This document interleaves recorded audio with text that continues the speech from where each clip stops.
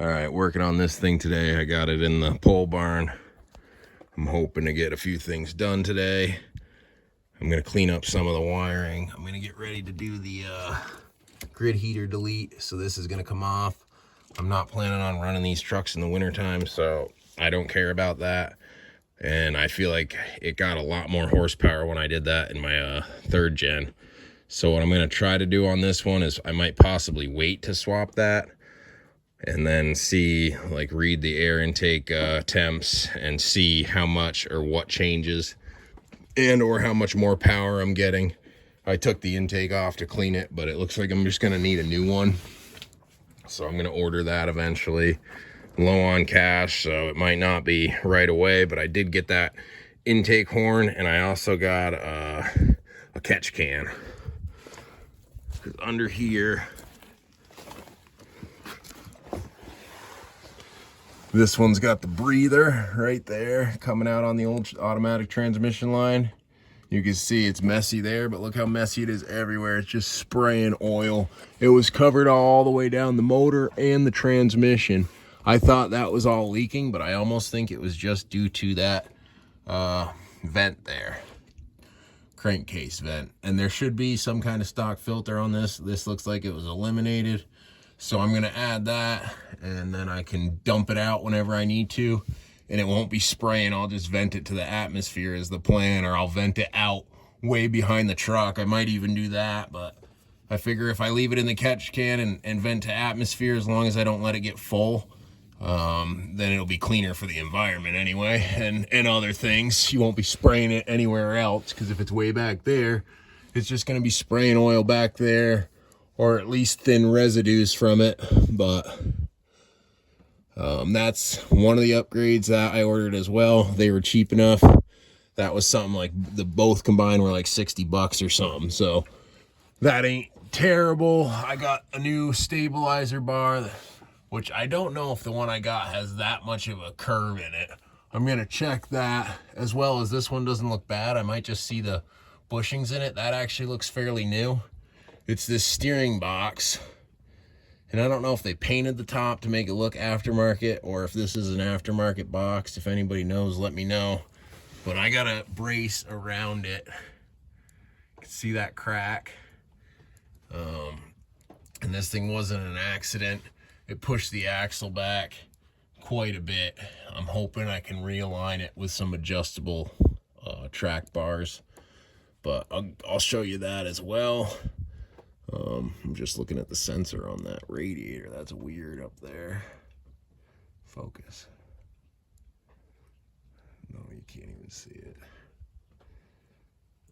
But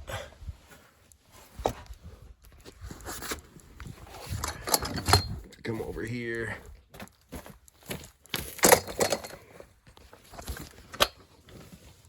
Right there, you can really see how bad that is. So, and the other side's the same way, it just folded out. They both folded out, but the mount itself looks good. I'm hoping that was the weak spot, which is a bonus in this case because it didn't twist up anything else. I think that was the weak spot, so it just bent both of them, and everything else was spared. I just noticed that upper mount is rusted. I'll have to plate that. Can you see that hole? There's a hole right there. That's that mount for the upper bar. I mean, most of the support comes from the bottom, but I'd like to get that fixed, braced up, so if I oil undercoat it, I don't have to weld again. And then I'll give you a look at that clutch pedal, or the adjustable slave cylinder I built.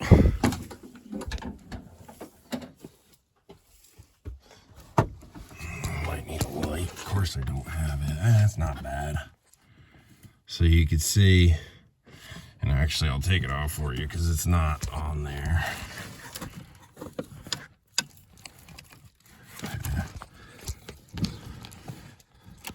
And there's my bushing inside there. And the rod's right up there with that clip, with that circlip. Right there. So this fits way tighter now than it did before. I'm not gonna be able to get it. There's not enough room up there, but there's the adjustment. And you can see I'm about halfway out and halfway out on each side, so I'm evening it out, not maxing one side out. But it did seem to fix the problem. I can shift now. All the gears seem good. I'm still going to change the transmission fluid and get rid of the gear oil and add the synchro transmission oil, which is in the 3rd gen. Let's put that back up there. I still need to get the clip for it. No, not going to focus enough, but there it is one last time. It's a crappy spot to get in with a camera. But simple as that. Made an adjustable clutch. Literally cost me $8, $7.94 or something. And I found out that the CTS2 monitor from my 3rd gen worked in this. I'm hoping it won't VIN lock, but it shouldn't. I moved it from my blue truck to my white truck, and now from the white truck to this truck. So I'm hoping that that will be good to go for future. If I want to drive this, I could drive this, take my monitor, and I'll have all my gauges. The only thing it doesn't have is EGT, because that's through the tuner, which kind of sucks. I'm trying to figure that out still. But I'm new to this, so I'm still learning. But it's got the Quadzilla iQuad tuner. And I haven't really been able to run a tune on it because that steering box is so screwed up, and the steering bar that he put in, the last owner put in, didn't quite finish. You can see that bolt's missing right here. Right there. And I think there's one other one missing. It's not 100% yet. Plus, I'm learning the truck. I'm trying to go over things, fix up what I know is bad and that I don't want to have to deal with anymore, like the vent here. Here's a different look at it. This is from the top. That's that same crankcase vent that's just blowing oil all over the motor. And it filled this, but I degreased it pretty good. And in here is still pretty greasy after that first layer. I really got to take the intercooler off to clean that, and the AC condenser. But I just haven't really cared to yet. It's not spraying. It seems like this thing actually runs cool, so that's a bonus. Like I said, I think the main thing is when you have the automatics, there's the extra cooler. And this one's so fine, no air gets through. And then the next one is even thinner, so it's just a mixture of oil and not enough air. But this thing's pretty stout. Besides some rust and a few patch things like those A-arms, which here's the adjustables. I gotta cut them down and make them work, but that's the plan.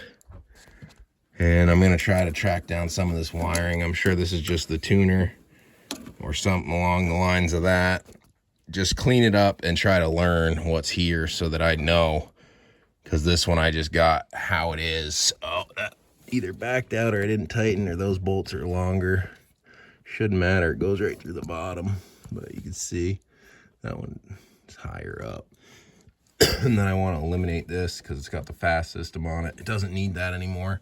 I don't believe. That'll give me some more room to work. It'll clean it up. Same with those transmission lines. It's not needed. Get it out of here. And it's going to need a new fuel system lines all around soon. They're all dry rotted. So I might do that. They're fairly cheap and simple to do. And I did notice on this one, they vented the fast system back into the tank through the fill nozzle, which was interesting. But I guess as long as it's getting rid of the air fuel, then it doesn't really matter where it's dumping as long as it goes back to the tank. But I found that kind of interesting.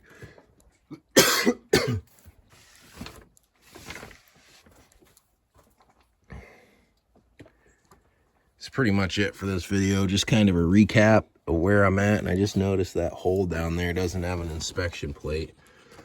I'm going to try to figure that out fairly quick. I'm going to add that to my list of to-dos because I don't want that open. So that's another thing. You know, you look around and you don't know until you know. And then I just saw that. So definitely that's on my list too.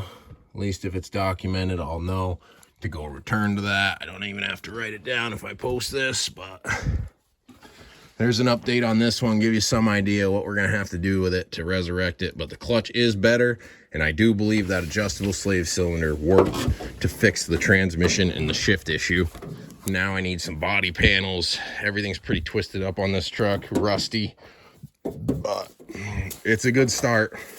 It's got the drivetrain it needs to have to put time in, so I'm going to put the time in, see if I can resurrect this thing back for the road. It's got the 8-foot box, which is nice, and the body's pretty solid as far as the shell or the cab. Not the doors part of it, but the rockers and that part of it ain't bad.